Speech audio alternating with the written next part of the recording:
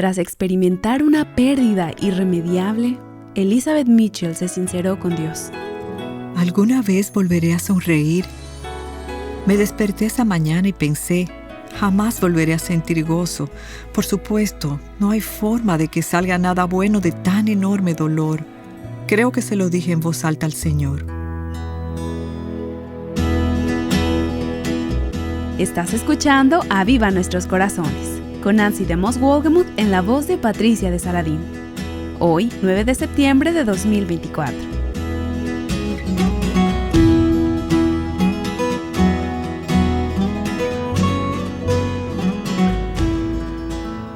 Al pensar en la conversación que estamos a punto de escuchar, me vienen a la mente estas palabras de la canción de Bobby Mason y Eddie Carswell que dice: todas las cosas obran para nuestro bien, aunque a veces no alcanzamos a ver cómo.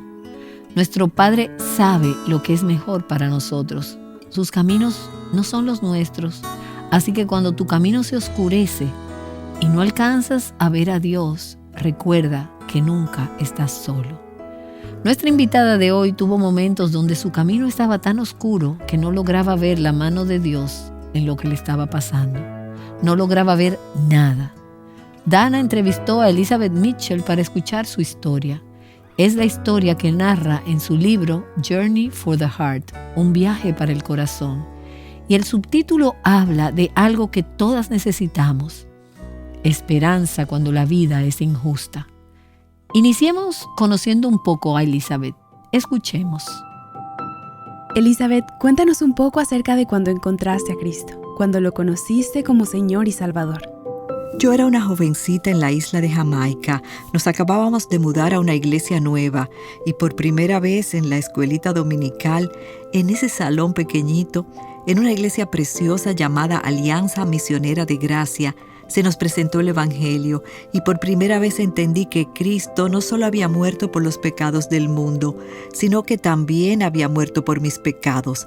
Y a los 14 años abrí mi corazón a Cristo, lo recibí y a través de esa iglesia y posteriormente al mudarme a la ciudad de Boca Ratón en Florida, fui discipulada a través de maravillosos pastores y maestros que dirigieron mi corazón a amar a Cristo con gran pasión y me enseñaron a estar abierta a servirle en cualquier capacidad cuando Él me llamara.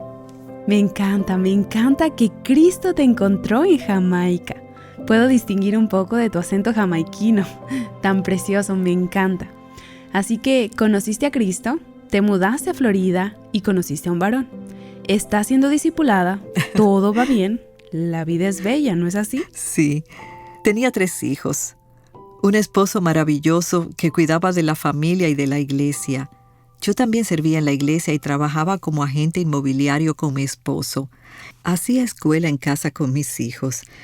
Y luego nació nuestro 4º hijo, James Mitchell. Y el doctor dijo: todo está bien, pero nunca trajeron al bebé a mi cuarto. Nos decían desde la estación de enfermería: le estamos dando calor.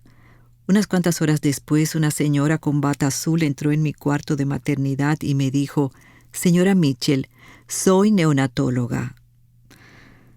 Recuerdo, Dana, que salté de esa cama como si fuera un resorte y le dije: ¿pasa algo malo? Ella nos dijo: puede ser. Conforme pasaron las horas, descubrimos que James tenía transposición de los grandes vasos y 2 defectos más en su corazón. Y no había hospital en el sur de la Florida que pudiera atender ese tipo de situación. Lo tuvieron que trasladar por vía aérea al Hospital de Niños de Boston. Mi esposo voló con él y yo los alcancé al día siguiente. Operaron a James a corazón abierto cuando tenía 3 días de nacido. Nos dijeron que le habían reparado los conductos, pero al hacerlo, en esa larga cirugía, dañaron el sistema que afecta su frecuencia cardíaca o ritmo cardíaco. Por lo tanto, a los 10 días de nacido, le colocaron un marcapasos. Y después de eso, cada 2 meses, le tenían que hacer diferentes procedimientos. Salían diversas situaciones que debían ser arregladas. James tuvo que acostumbrarse. De hecho, toda la familia tuvo que adaptarse. Tenía un esposo muy comprensivo y amoroso, igual que los niños, y todos aprendimos a lidiar con ello. Se convirtió en parte de nuestra vida, el ir a hospitales y salas de emergencia para lidiar con sus problemas del corazón. Elizabeth, conforme nos compartes todo esto, te veo tan calmada. Tienes una voz muy suave, llena de calma, pero durante ese tiempo me imagino que debiste haber vivido momentos muy devastadores. Me gustaría pedirte que nos llevaras a alguno de esos momentos. Toda la experiencia fue devastadora. Cuando nos dieron la noticia, recuerdo que quería acercarme a la cardióloga pediátrica y apagarla mientras nos contaba las deformidades que James tenía. Quería apagarla, como se apaga un mal programa de televisión, pero ella continuaba hablando y hablando. Y cuando se llevaron a James en aquel avión, el no poder ir con él, eso fue una sensación horrible. No sabía si lo volvería a ver.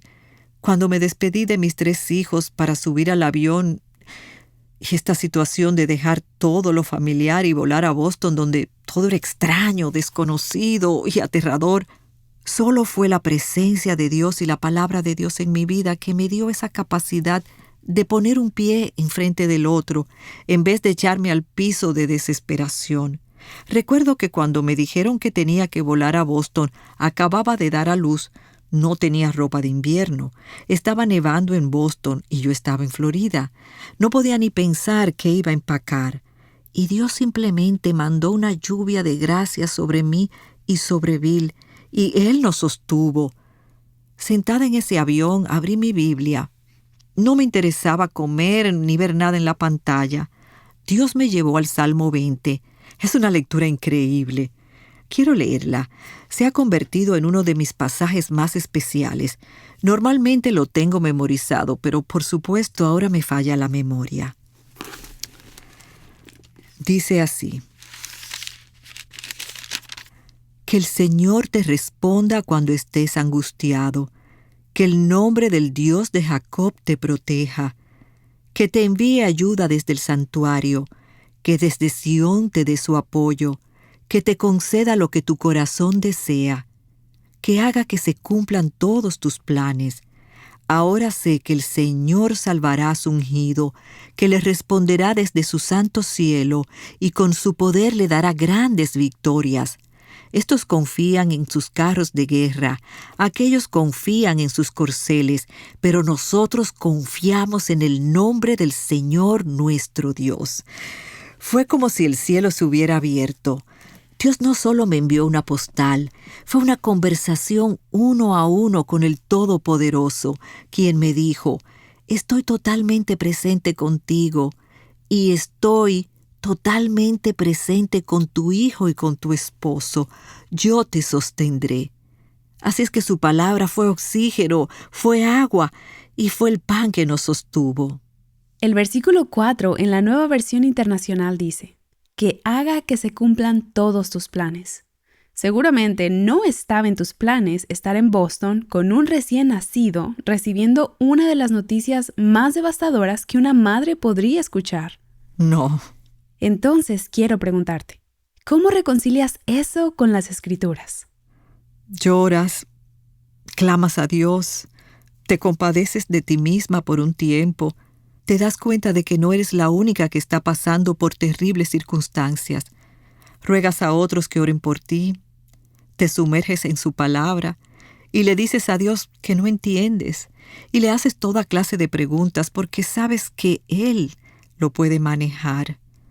Él escuchó mis dudas, mis preguntas, mis preocupaciones, mis temores, especialmente mi temor a que James no sobreviviera a todo este trauma, mi temor de abandonar a mis otros hijos para cuidar a James, el temor a lo desconocido, el temor de saber que todo está absolutamente fuera de mi control. Y haces todas estas preguntas y sabes que muchas de ellas quedarán sin respuesta. Pero volteé mi rostro en su dirección y le rogué por gracia y por misericordia. Y ahí donde estaba fui honesta. No pretendí ser espiritual. Yo sabía que no tenía la capacidad de manejar nada de lo que estaba pasando, y Bill tampoco, y necesitábamos al Padre Eterno. y Él nunca nos decepcionó. Me encanta tu autenticidad. Creo que muchas veces escuchamos testimonios de personas que dicen, confía en Él, hubo gracia. Pero no solemos escuchar, esto fue brutal y tuve que ser honesta con Dios. Efectivamente, fue brutal. Así es. Y Elizabeth, tengo un par de preguntas que me están dando vueltas en la cabeza. Como mamá, primeramente estuviste lejos de tus otros 3 hijos. Los has mencionado varias veces. ¿Cómo le entregaste eso al Señor? Pienso que hay muchas mamás que tal vez están físicamente lejos de 2 o 3 o 1 de sus hijos para cuidar a otro de ellos. Tal vez es un hijo en casa con necesidades especiales y sienten la carga de decir, Dios, ¿qué hago con mis otros hijos? Tal vez se sienten culpables. ¿Cómo reconcilias esto? Porque no estuviste lejos 1 o 2 días, fueron muchos días. Sí, fueron semanas a la vez. Tenía que depender de otros para que nos ayudaran cuando no estábamos en casa.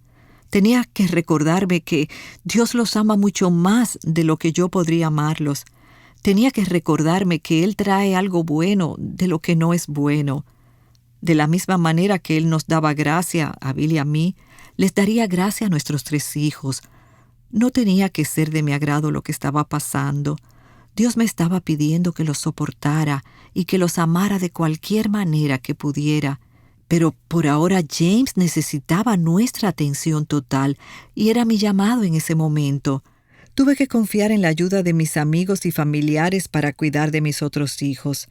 Tienes que dejar que las personas te ayuden. Tuve que decirles cuán necesitada me sentía y dejarlos que me ayudaran con mis hijos cuando no estaba yo físicamente presente.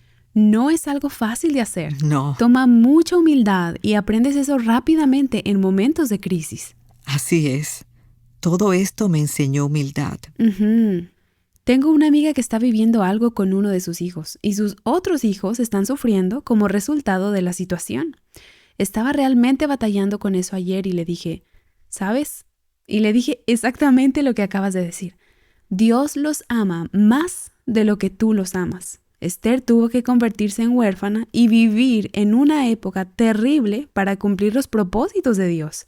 José tuvo que ser vendido como esclavo por sus hermanos para estar en la posición donde Dios necesitaba que estuviera, para ser la persona que Dios necesitaba que fuera.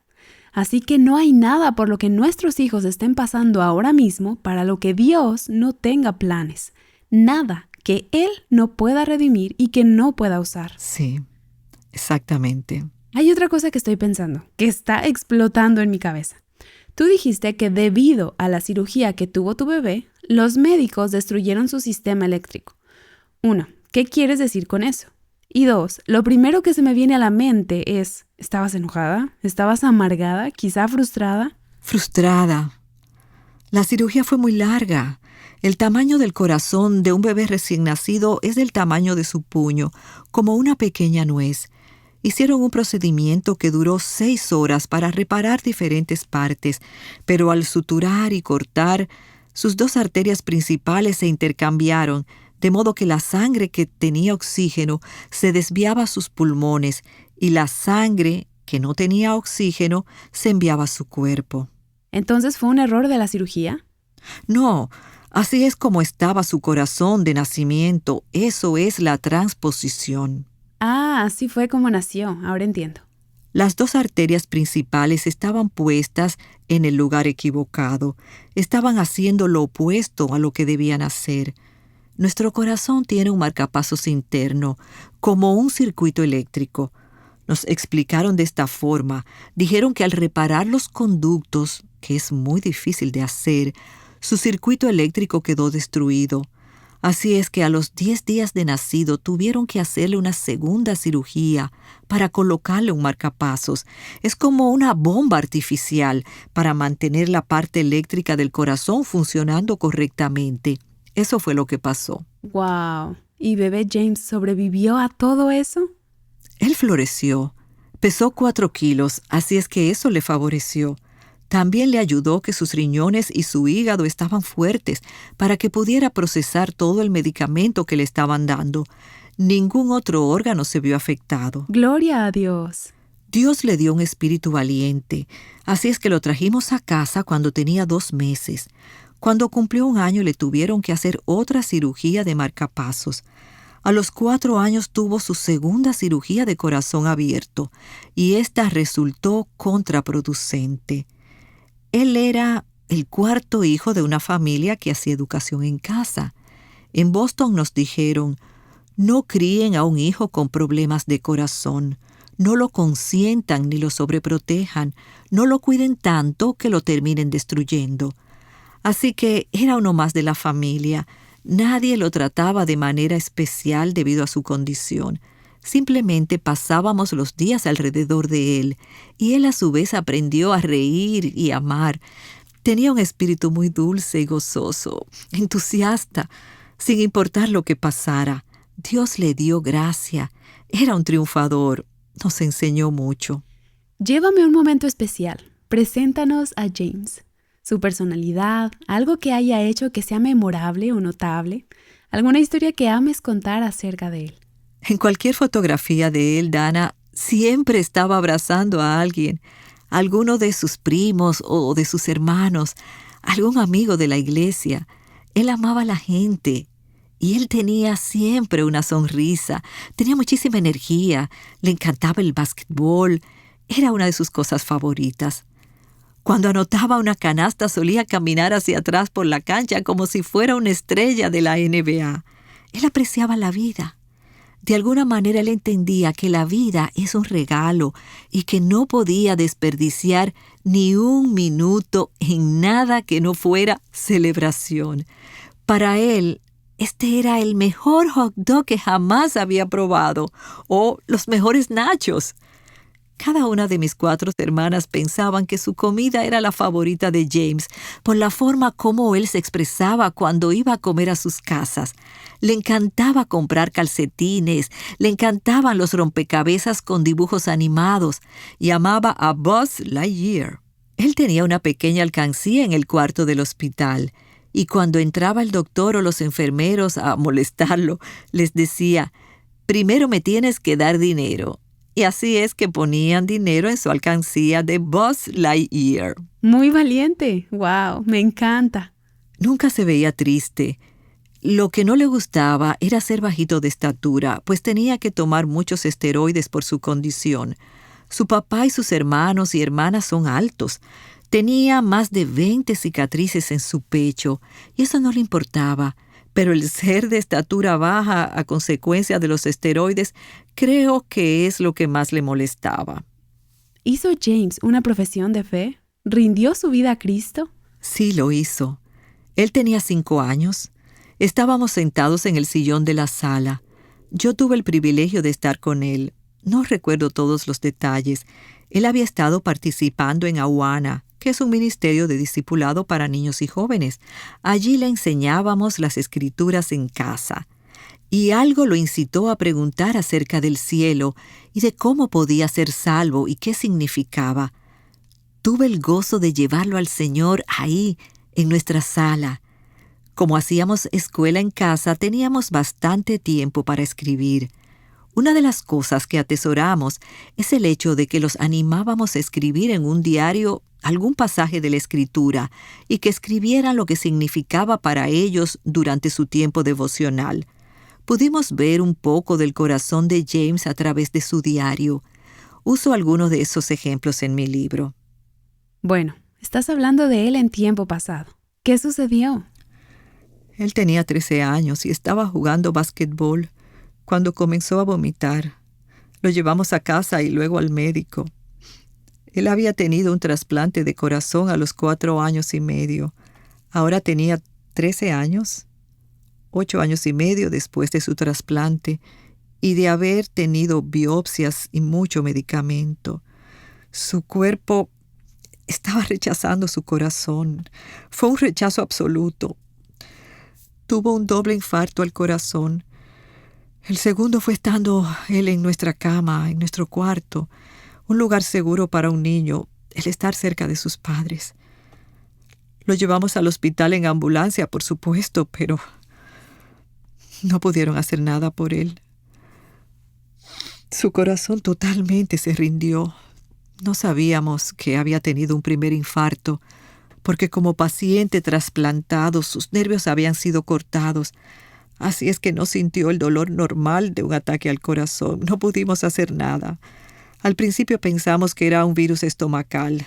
Después supimos que no fue así. Sus últimas palabras fueron: «Mami, no puedo respirar». Y se quedó inconsciente. El Señor lo llevó a casa rodeado de su familia. El cardiólogo dijo: «Bill, James todavía está luchando. Tienes que darle permiso para irse». Así que su papá se inclinó y le dijo: «James, está bien. Puedes irte a casa».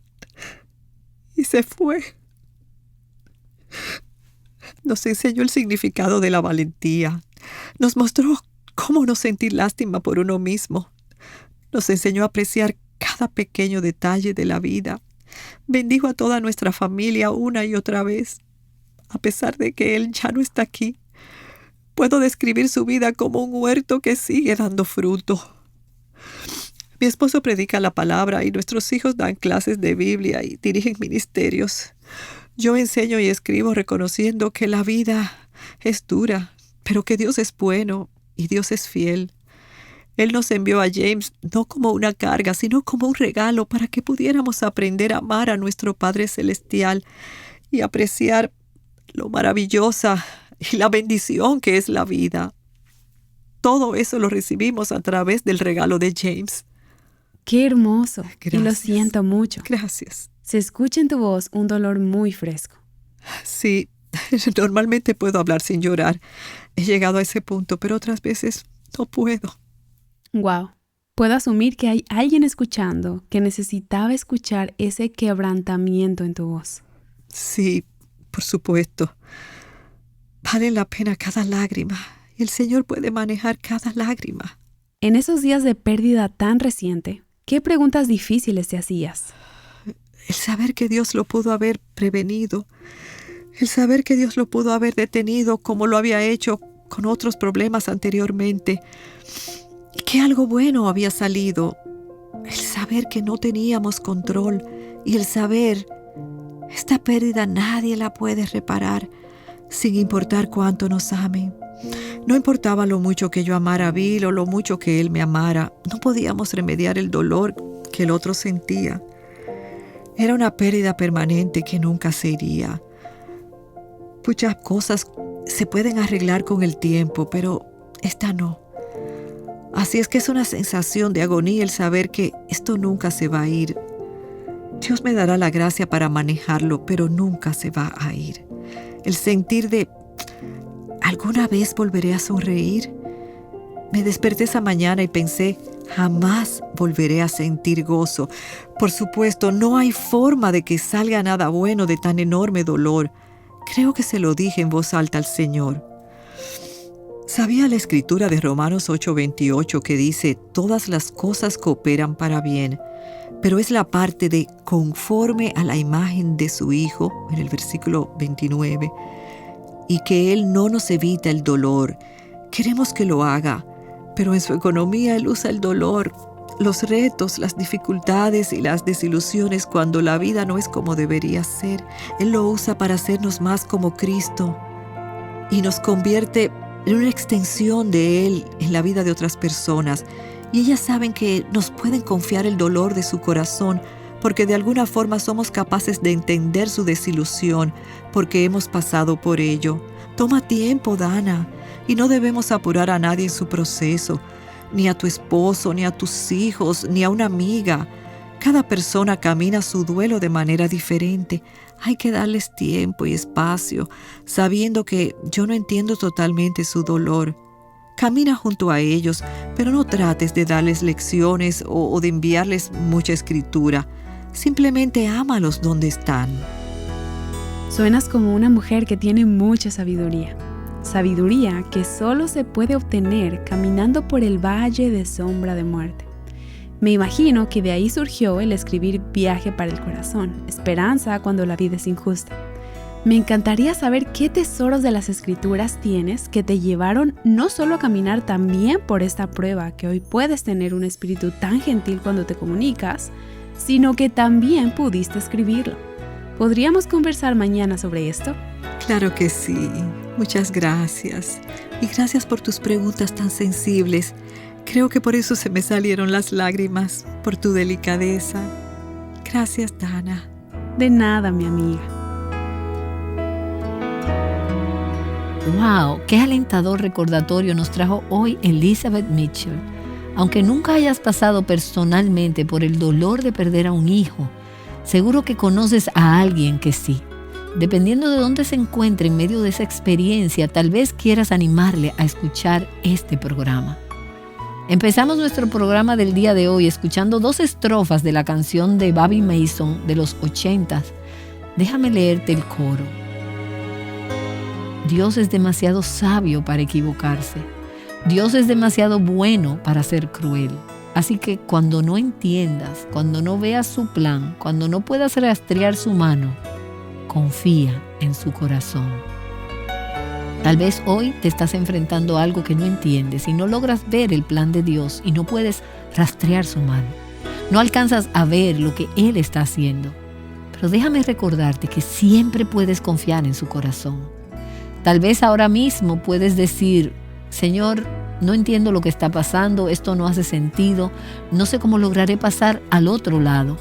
Pero en medio de todo esto solo quiero decir, sí, confío en tu corazón, confío en que eres sabio, confío en que eres bueno, confío en que me amas, confío en que no te equivocas y confío que en tu tiempo y a tu manera lograrás todos tus buenos propósitos a través de estas circunstancias.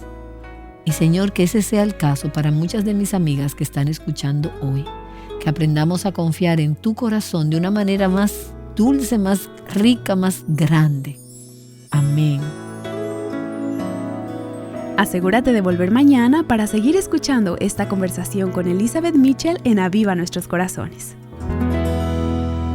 Llamándote a libertad, plenitud y abundancia en Cristo, Aviva Nuestros Corazones es un ministerio de alcance de Revive Our Hearts.